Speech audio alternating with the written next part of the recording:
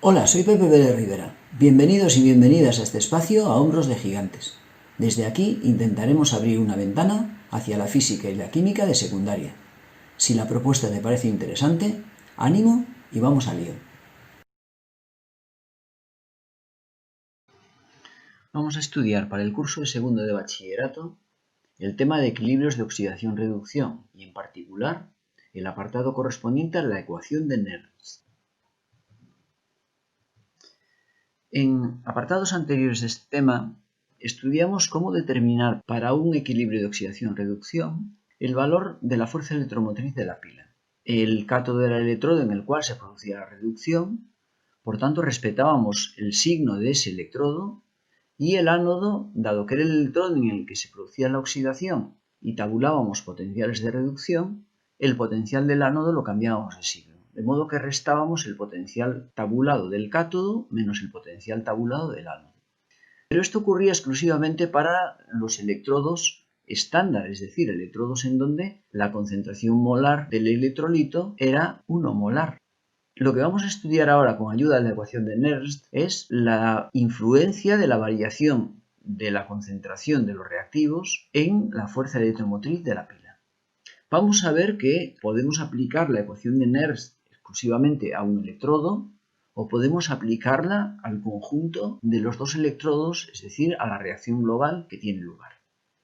Vamos a rescatar la expresión de la dependencia de delta G con la concentración a través de Q, del cociente de la reacción, y vamos a buscar, tal como vimos en un vídeo anterior, si no lo recuerdas te recomiendo que vayas ahí a verlo, cómo esta delta G la podemos escribir como menos NFE. Recuerda que N era el número de moles de electrones transferidos, F la constante de Faraday, que era la carga de un mol de electrones, y E resultaba ser la fuerza electromotriz de la pila.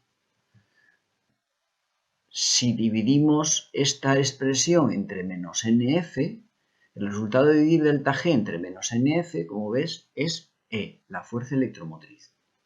Así que nos vamos a la ecuación de arriba y vamos a dividir toda esa expresión entre menos NF. Si yo divido delta G entre menos NF, esto es E, la fuerza electromotriz. Pero si hago lo propio en el estado estándar, lo que voy a obtener es la fuerza electromotriz estándar. Y me queda el término, siendo menos, RT partido NF por el logaritmo neperiano de Q, es decir, del cociente de la reacción. Si trabajamos a 25 grados Celsius, 298 grados Kelvin, si conocemos el valor de la constante F, como te digo, la carga de un mol de electrones, y el valor de R, podemos reescribir esta expresión introduciendo asimismo también el término que corresponde al cambio de base logarítmica y podemos escribirlo de esta forma. Mantenemos n, que es variable evidentemente en cada caso, el resto de las constantes las englobamos en 0,059 e insisto que hay un término que corresponde al cambio de base logarítmica de la base E, logaritmo neperiano, al logaritmo decimal. Y obtenemos esta expresión, que es la expresión que se conoce con el nombre de ecuación de Nernst. Como ves, aparece la fuerza electromotriz de la pila igual al valor estándar y a continuación aparece un término que sería este, que es el término que condiciona la variación de esa magnitud con las concentraciones de las sustancias involucradas.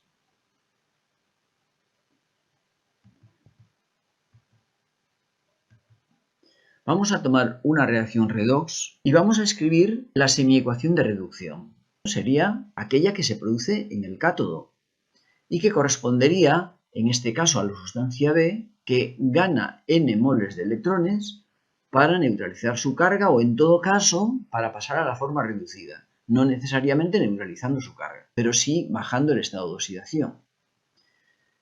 Pues bien, podríamos aplicar la expresión de la ecuación de Nernst a este electrodo únicamente. Como ves, la fuerza electromotriz de ese electrodo sería el valor estándar que podemos obtener de las tablas, menos 0,059 partido n por el logaritmo de la concentración de la forma reducida elevada a su coeficiente estequiométrico, y en el denominador aparecería la concentración de la forma oxidada elevada también a su coeficiente estequiométrico. La semiecuación de oxidación que sería aquella reacción que se produce en el ánodo,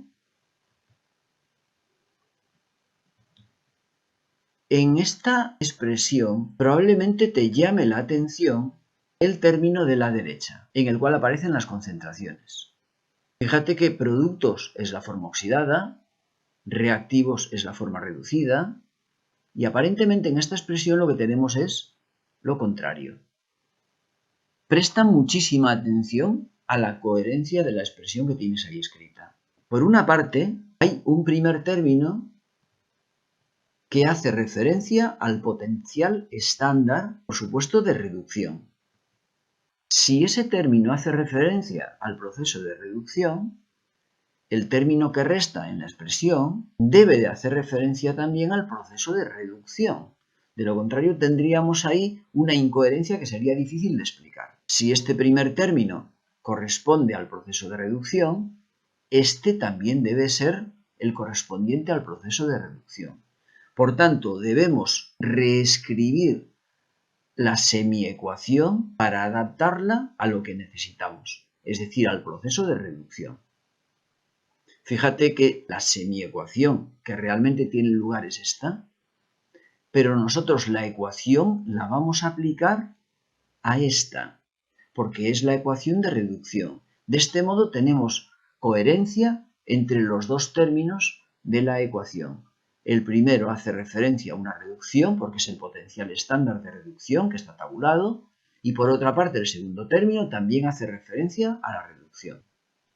Si ahora cogemos estas dos expresiones y restamos la correspondiente al cátodo menos la correspondiente al ánodo, fíjate que aparece el término del potencial estándar del cátodo menos el potencial estándar del ánodo, que sería el potencial estándar de la pila.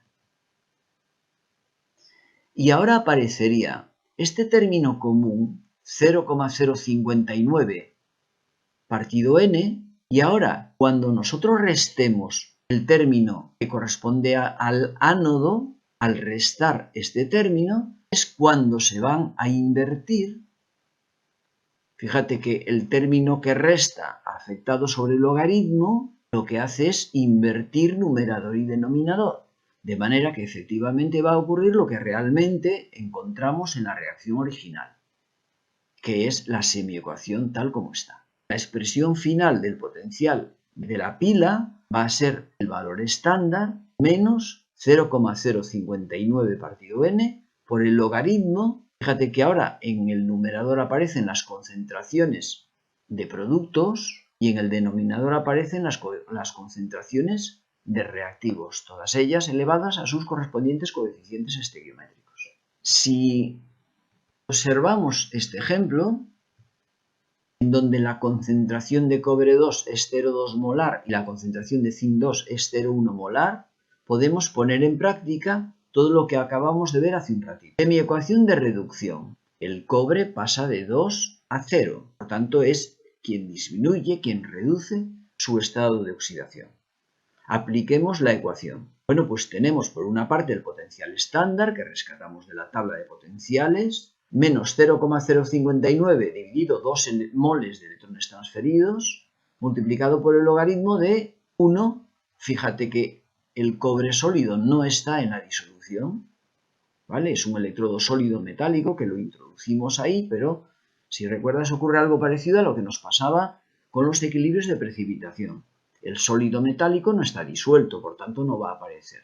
1 dividido la concentración de cobre 2. El cobre 2 sí está en la disolución y recuerda que es una disolución 0,2 molar en sulfato de cobre. Por tanto, la concentración será justamente 0,2 molar. Efectuamos operaciones y el potencial es 0,319 voltios. Hacemos lo propio para la semiecuación de oxidación, pero recuerda que aunque la reacción que tiene lugar es esta, nosotros siempre formulamos la ecuación de Nernst aplicada a la reacción de reducción. Por tanto, el potencial del electrodo de zinc lo obtendremos restando al potencial estándar el término que determina la variación en función de la concentración.